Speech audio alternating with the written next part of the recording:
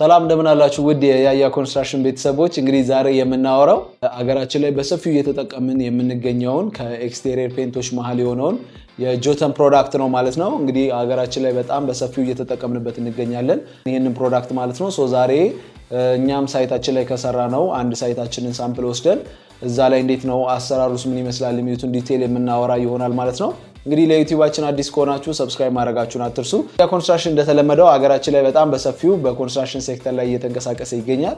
እንግዲህ በዩቲዩብ ቻናላችንም እንግዲህ ኦልሞስት ወደ 30,000 ሰው የሚጠጋ ሰብስክራይበሮችን እንግዲህ በዚህ በአጭር ጊዜ ውስጥ አፍርተናል ማለት ነው። እንግዲህ ቤተሰብ እናንተም ለመሆን ሰብስክራይብ በተኗን ብትነኩት በየጊዜው በኮንስትራክሽን በሪል ስቴት አካባቢ ላይ በአፓርትመንት ዋጋዎች እንዲሁም የሀገሪቷ በኮንስትራክሽን ዙሪያ ላይ ምን ይመስላል አዲስ ነገርስ ምን አለ የሚሉትን በየጊዜው የምናቀርብ ይሆናል ማለት ነው። ቲክቶክ ላይም ኦልሞስት ወደ 60,000 ፎሎወሮች አሉን። እዛ ላይም ገብታችሁ ቤተሰብ ብትሆኑ በየሳምንቱ እዛ ላይም ቪዲዮዎች ፖስት የምናደርግ ይሆናል ማለት ነው። ቴሌግራም ቻናልም አለን። ቴሌግራም ቻናላችን ላይ እንግዲህ የተለያዩ የኮንስትራክሽን ፕሮዳክቶችን የሚሸጥበት ቦታ ነው ማለት ነው።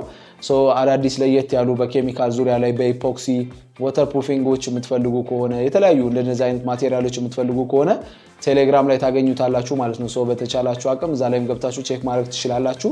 እንግዲህ የዛሬው ቪዲዮአችን የሚሆነው የጆተን ነው ማለት ነው። አብራችሁን ቆዩ። እንግዲህ ሀገራችን ላይ ጆተን በቅርብ የመጣ ፕሮዳክት ነው። እንግዲህ ይህንን ፕሮዳክት ኦልሞስት በተለያዩ ቅርንጫፎች በየከተማችን ላይ እናየዋለን ሎጎን። ጆተን ከመጀመሪያ ስንነሳ ከየት ነው የመጣው፣ ለየት የሚያደርገውስ ነገር ምንድነው፣ ከተማችን ላይ ካሉ ቀለሞች የሚሉትን እናወራለን ማለት ነው። እንዲሁም ደግሞ በውስጡ ያሉትን ቀለሞች ምን ምንድናቸው፣ እኛስ ከረንትሊ ደግሞ የሰራነው ሳይት ላይ የሰራነው ቀለም ምን ይባላል የሚሉትን የምናይ ይሆናል ማለት ነው። እንግዲህ ጆተን ቀለም አገራችን ላይ በቅርብ ጊዜ መጣ እንጂ ኦልሞስት ለረጅም ጊዜ የተለያዩ ዓለሞች ላይ ብራንቹን ከፍቶ በመስራት ላይ የሚገኝ ቀለም ነው። የጆተን ትክክለኛ ስሙ ዩተን በመባል ይጠራል። እኛ ግን ያው በልምድ ኦልሞስት ወደ ጆተን እያለን እንጠራዋለን ማለት ነው። በ1920ዎች ውስጥ ነው የተመሰረተው ማለት ነው። እንግዲህ በጣም ትልቅ ካምፓኒ ነው። ኦልሞስት በ1920ዎች ውስጥ የተመሰረተ በጣም ረጅም ዓመት በቀለም ፋክተሪ ውስጥ በቀለም ስራ ውስጥ ለረጅም ጊዜ ቆይቷል ማለት ነው። የተለያዩ ሀገራቶች ላይ ወደ ኤዥያ አካባቢዎች ላይ ብትሄዱ እንዲሁም ደግሞ ወደ አፍሪካ ላይ በጣም በሰፊው የተለያዩ ብራንቾች አሉት ማለት ነው። ቀለምን ብቻ የውስጥና የውጭ ቀለምን ብቻ አይደለም እኛ ሀገር ላይ በሰፊው እሱን ስለምንጠቀም ነው እንጂ እንዲሁም ዓለማችን ላይ ያሉ ትልልቅ የሚባሉ ፕሌኖችንም የሚቀባው እሱ ነው። ዓለማችን ላይ ያሉ በጣም ሌክዠሪ የሚባሉ መኪናዎችንም በጆተን ይቀባሉ ማለት ነው።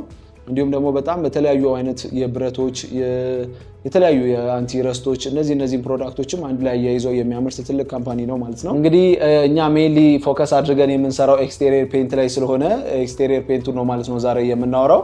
እንግዲህ ጆተን አገራችን ላይ 3 አይነት የኤክስቴሪየር ፔንት አማራጮች አሉት። ኤክስቴሪየር ፔንት አማራጭ ስንል የቴክስቸር ልዩነት ወይም ደግሞ የተለያዩ አይነት ቴክስቸሮችን በ3 አይነት መልኩ ይዞ መጥቷል ማለት ነው። እንግዲህ እነዚህ ቴክስቸሮች የመጀመሪያው ቴክስ ሚዲየም ወይም ጁታ ሺልድ ቴክስ ሚዲየም በመባል ይጠራል። በሁለተኛነት ደረጃ ደግሞ ያለው ጁታ ሺልድ ቴክስ አልትራ በመባል ይጠራል። በሶስተኛነት ደረጃ ደግሞ ያለው ኤክስትሪም ከለር ማት ፔንት በመባል ይጠራል ማለት ነው። እነዚህ 3ቱም ፕሮዳክቶች ነው ማለት ነው ሀገራችን ላይ በሰፊው እየተጠቀምን የምንገኘው።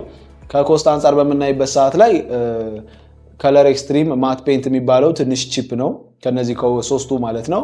በመቀጠል ደግሞ ቴክስ አልትራ እና ቴክስ ሚዲየም ግን ዋጋቸው ኮምፔር በምናደርግበት ሰዓት ላይ ተቀራራቢ ነው ማለት ነው።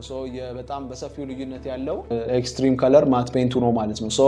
እነዚህ ቀለሞች ለየት የሚያደርጋቸውና በስማቸውም እንደዚህ የሚለያዩበት ዋነኛው ምንድነው ቴክስቸራቸው ነው። የቴክስቸር የሚሰጠን ግድግዳ ላይ በምንቀባበት ሰዓት ላይ የሚሰጠን ቴክስቸሮች ናቸው ማለት ነው። ወደ ቤዚክ ስቴፖቹ ስንሄድ 3 ብቻ ስቴፕ ነው ያለው። እንደ ኮንቴክስትራ ወይም እንደ ሌሎች ቀለሞች 5-6 ስቴፕ የለውም። የነዚህ ስቴፖቹ የቀለሙ በምንቀባበት ሰዓት ላይ የመጀመሪያው ስቴፕ የሚሆነው ግሬ ፑቲ 2 እጅ ፔንት ማድረግ ነው።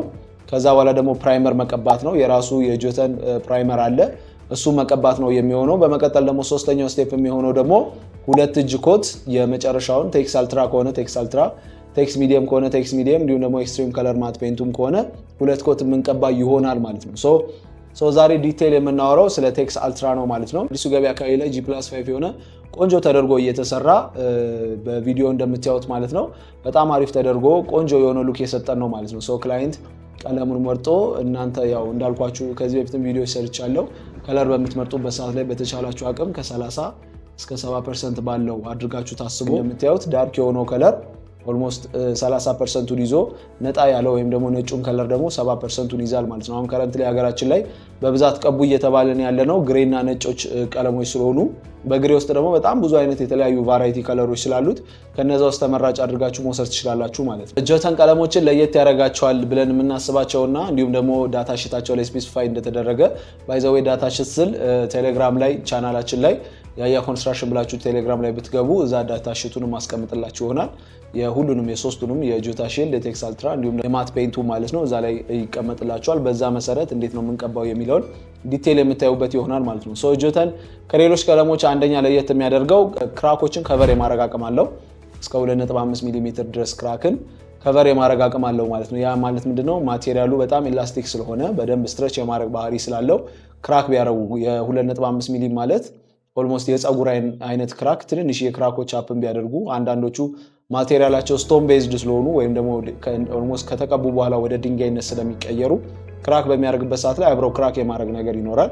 ጆተን ላይ ግን እንደዚህ አይነት ነገር አታዩ ማለት ነው። የፀጉር የምታህል ክራክ ከገጠማችሁ አብሮ ስትሬች የማድረግ ባህሪ ስላለው የመጨረሻው ኮቱ በዛ ከቨር መደረግ ይችላል ማለት ነው። በሁለተኛነት ደረጃ ደግሞ እንግዲህ ለየት የሚያደርግ ለምን እንዳልኳችሁ የተለያዩ አይነት ፓኬጂንግ ዌዎች አሉት። እኛ ሜይል እየተጠቀምን ያለ ነው የግብጽና የሊቢያ ፓኬጂንግ ሜቶዶችን ነው ማለት ነው። ከ10 ሊትር እስከ 20 ሊትር ነው እዛ ሀገር ላይ የሚጠቀሙት። ሌሎች ዓለሞች ላይ ደግሞ ቼክ በምታደርጉበት ሰዓት እስከ 20 ሊትር እስከ 16 ሊትርም አለ። እኛ ግን አሁን ሀገራችን ላይ በሰፊው እየተጠቀምን ያለ ነው ባለ 10 ሊትሩ ነው ማለት ነው። እነዚህ ቀለሞቹ 10 ሊትር እየተገዛ ነው በባልዲ እየተሸጡ የሚገኙ። በሶስተኛነት ደረጃ ደግሞ ያው አፕሊኬሽኑ ነው። አፕሊኬሽኑ ሶስቱም ተመሳሳይ የሚያደርጋቸው ሶስት ብቻ ስቴፕ ነው ያለው። ቅድም እንዳወራኋችሁ ግሬ ፑቲ 2 እጅ እንቀባለን። ከዛ መጀመሪያ አንድ እጅ ይቀባና በሁለተኛው እጅ ይጣራል ማለት ነው። ከዛ በኋላ ደግሞ ፕራይመር ይሰራል አንድ ኮት። ከዛ በመቀጠል ደግሞ ሶስተኛው ሁለት እጅ ደግሞ የነዚህ ሌየሮቹን በሮለር ከሆነ በሮለር እንዲሁም ደግሞ ስፖንጅ በሆነ ሮለር ከሆነ በስፖንጅ በሆነ ሮለር የምንጠቀም ይሆናል ማለት ነው። ቴክስ አልትራ እና ቴክስ ሚዲየም የምንጠቀመው ስፖንጅ የሆነ ሮለር አለ ላዩ ላይ ጌጦች አሉት ማለት ነው። በዛ ቴክስቸሩን የምንፈልግ ከሆነ በዛ መልኩ እንዲመጣልን ያደርጋል።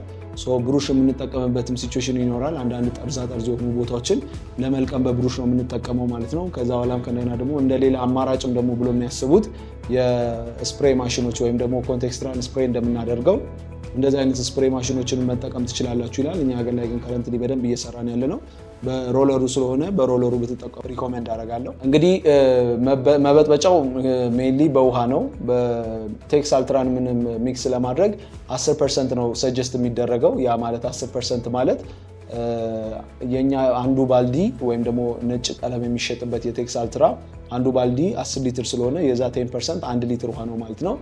ንጹህ የሆነ 1 ሊትር ውሃ መጥናችሁ በዛ ሚክስ በማድረግ ሚክስ ካደረጋችሁ በኋላ ያው በተቻላችሁ አቅም ማሽን ብትጠቀሙ ጥሩ ነው። ያንን ማሽን ከተጠቀማችሁ በኋላ ሚክስ አድርጋችሁ በደንብ ዳይሉት ከሆነና ከለሩ ቆንጆ ሆኖ ከመጣላችሁ በኋላ አፕላይ ወደ ማድረጉ ትሄዳላችሁ ማለት ነው። እነዚህ ስቴፖቹ ናቸው የሚሆኑት። ነገር ደግሞ ምን አለው የሚለውን ነገር ደግሞ ወደ ቴክስ አልትራ ገብተን ዲቴል የምናወራበት ይሆናል ማለት ነው። እንግዲህ ፕሮግራማችን በዚህ አላለቀም። በዚህ አጋጣሚ እንግዲህ እንደዚህ ቤታችሁን አሳምራችሁ መቀባት የምትፈልጉ ከሆነ እኛ ጋርም ልደውሉልን ትችላላችሁ። ስልካችን ምን ጊዜም ክፍት ነው። ኤኒታይም ደውላችሁ በውጭ ሀገርም ካላችሁም ኦንላይን ኮሚኒኬት ማድረግ እንችላለን ማለት ነው። 24 ሰዓት ስልካችን ክፍት ነው። በተመቻችሁ ሰዓት ደውላችሁ ልታገኙ ትችላላችሁ። እንግዲህ እዚህ አዲሱ ገበያ ላይ የሰራ ነው ስራ ቴክስ አልትራው ነው ማለት ነው። ቴክስ አልትራው ቴክስቸሩ እንደምታዩት ትንሽ ለየት ይላል። አፕላይን የሚደረገው እንዳልኳችሁ ግሬ ፑቲ 2 እጅ ከቀባችሁ በኋላ ፕራይመር አለ። ፕራይመሩን በምትቀቡበት ሰዓት ላይ እሱም ዳይሉት የምታደርጉት በውሃ ነው ማለት ነው። እያያችሁ እሱም በውሃ ዳይሉት ታደርጉታላችሁ። ፕራይመሩ ከተማችን ላይ ካሉት ፕራይመሮች ለየት የሚያደርገው አንደኛ በጣም ነጭ ነው፣ ኦልሞስት እንደ ቀለም ነው። ይህ ምንድነው የሚጠቅማችሁ? ፕራይመር ሁለት ጠቀሜታ አለው። አንደኛው አዴዥን ነው፣ እንዲሁም ደግሞ ደስቶችን ሪሙቭ ለማድረግ እንጠቀምበታለን። ግሬ ፑቲ በባህሪው ከሲሜንት ስለሚሰራ የሴሜንቴሽስ ማቴሪያል ስለሆነ አፕላይ በሚደረግበት ሰዓት ላይ ሌሎች ቀለሞች አፕላይ ሲደረጉ አቧራ ካለው በቀላሉ ሊነሳ ይችላል። ምንድነው በተቻላቸው አቅም ፕራይመር መሀል ላይ ሲኖር አንደኛ የሚቀባውን ቀለም አዴዥን አድርጎ ወይም ደግሞ አጣብቆ እንዲቆይልን ያደርጋል።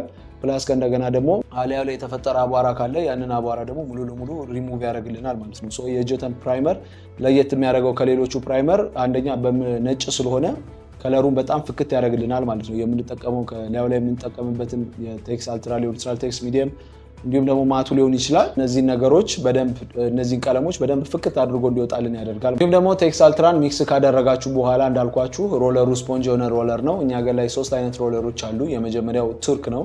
ከቱርክ ኢምፖርት የሚደረገው ካሬ ኤሪያ ከቨሬጅ ውስጥ ከ1000 ድረስ ኤሪያ ከቨር ያደርጋል ተብሎ ኤክስፔክት ይደረጋል።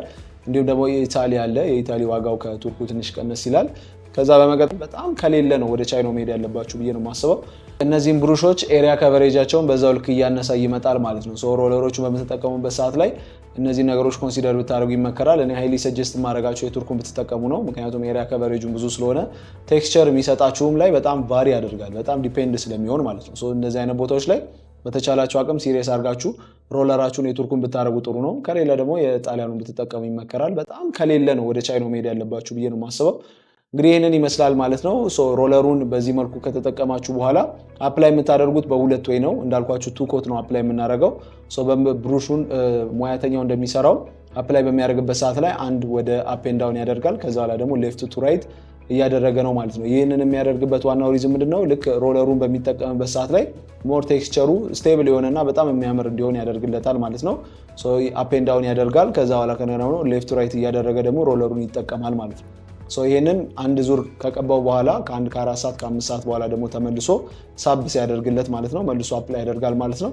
በተቻላችሁ አቅም ቴክስ አልትራ ሲሰራ በጣም ጥንቃቄ ይፈልጋል። በተለይ ግሬ ፑቲው ሲሰራ ዌቭ ካለበት የሚታይ አይነት ዌቭ ካለበት በተለይ እነዚህ ሁለቱ ቀለሞች ቴክስ አልትራ እና ማት ፔንቱ በጣም ሲሪየስ የሆነ ፕሪኮሽን ይፈልጋሉ። ምክንያቱም ዌቭ ከተፈጠረበት ግሬ ፑቲውን በመሰሩበት ሰዓት ላይ ሰራተኞቹ በኬርለስ በሆነ ወይ ዝም ብሎ ዌቭ የሚፈጥሩ ከሆነና በደንብ ካላጣሩት እሽቱ ላይም በደንብ ካልታሸ በእርግጠኝነትም ነግራችሁ ቀለሙን ከቀባችሁትና ከጨረሳችሁ በኋላ ያ ዌቭ መብራት በሚበራበት ሰዓት ላይ ፍጥጥ ብሎ ነው የሚታየው። በጣም ሲሪየስ አድርጋችሁ መውሰድ ይኖርባችኋል ማለት ነው። እነዚህ አይነት ቦታዎች ላይ በጣም ተጠንቅቃችሁ ዌቭን ማጥፋት ይኖርባችኋል። ዌቭ ከጠፋ ምንም አይነት ችግር አይኖረውም።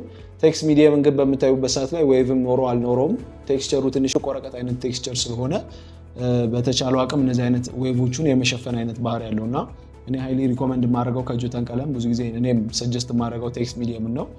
እናንተ ደግሞ አይታችሁት የወደዳችሁትን ቴክስ አልትራውንም ማቱንም እንደ ኮስታችሁና እንደ ኢኮኖሚያችሁ ብትወስኑ ጥሩ ነው ላለው ማለት ነው። በዚህ መልኩ ነው የሚሰራው። እያንዳንዱ ስቴፖች ይህንን ይመስላሉ። ዲቴል ደግሞ ያው ቪዲዮ ላይ እንዳገኛችሁት ምንም ጥርጥር የለኝም። ሚክስ ስታደርጉ ምንም አይነት የነዚህ በተለይ የሊትሩን የ10% ያልኳችሁን እንደ ማቴሪያላቸው ስለሚለያይ ዳታ ሹቱ ላይ ስለማስቀምጥላችሁ በጣም ተጠንቅቃችሁ እሱንም ቼክ ማድረግ ትችላላችሁ ማለት ነው። እንዳልኳችሁ ደግሞ እኛ ሙሉ የጆተን ቀለምን እስከነ ማቴሪያሉ ይዘን ስለምንሰራ ያላችሁበት ክፍለ ሀገርም ከሆነ እዚህም ከሆናችሁ ያላችሁበት ድረስ መተን እንሰራለን ማለት ነው። ከላይም ስልካችሁ ይሄንን ስለማስቀምጥላችሁ ኤኒታይም ልደውሉልን ትችላላችሁ። እዚህ ሀገርም ከሌላችሁ ውጪም ካላችሁ በዋትስአፕ ኮንታክት ብታደርጉን ስልካችን 24/7 ክፍት ስለሆነ ኤኒታይም ሪስፖንድ እናደርጋለን ማለት ነው። ባንችልም እንግዲህ ቴክስት የምንመልስላችሁ ይሆናል ማለት ነው። እንግዲህ ያያ ኮንስትራክሽን ለረጅም ዓመት በቀለም ስራ ላይ እንዲሁም ደግሞ በግንባታ ላይ ሲሰማራ የቆየ ትልቅ ካምፓኒ ነው። እንግዲህ በተቻላችሁ አቅም እናንተም ኮንታክት እያደረጋችሁን አብረን ብንሰራ በጣም ደስ ይለናል እላለሁ። የነበረን ቆይታ ከልብ አድርጌ አመሰግናለሁ። ለቻናላችን እንግዲህ ቤተሰብ ካልሆናችሁ ሰብስክራይብ በማድረግ ቤተሰብ ብትሆኑ በጣም ደስ ይለናል። ብዙዎቻችሁ እንግዲህ ሰብስክራይብ ሳታደርጉ ነው ይህንን ቪዲዮ እያያችሁ ያላችሁት። እንግዲህ ቤተሰብ ብትሆኑ በየጊዜው ኖቲፊኬሽን ሲገባላችሁም እናንተም በጣም ለብዙ ነገሮች አፕዴትድ ትሆናላችሁ። በተለይ በኮንስትራክሽን ሴክተር ዙሪያ ላይ ሳምንትም ደግሞ ሁል ጊዜ ሐሙስ ፖድካስት የምንጀምር ይሆናል ማለት ነው። በጣም በኮንስትራክሽኑ ኢንፍሉዌንስ ያደረጉና በደንብ ሪል ስቴት ማርኬቱ ላይ ያሉ እንዲሁም ደግሞ የተለያዩ አይነት በግንባታው ላይ ያሉ ትልልቅ አንጋፋ የሆኑ እንግዶችን እየጋበዝን ፖድካስት የምናቀርብ ይሆናል ማለት ነው። ምን ጊዜ ሐሙስ በተለመደው በ3 ሰዓት ላይ ፖስት የምናደርግ ይሆናል ማለት ነው። ኤክስፒሪየንሳቸውን ሼር እያደረጉን በጣም ብዙ ነገሮች እንደምንማማር ምንም ጥርጥር የለኝም።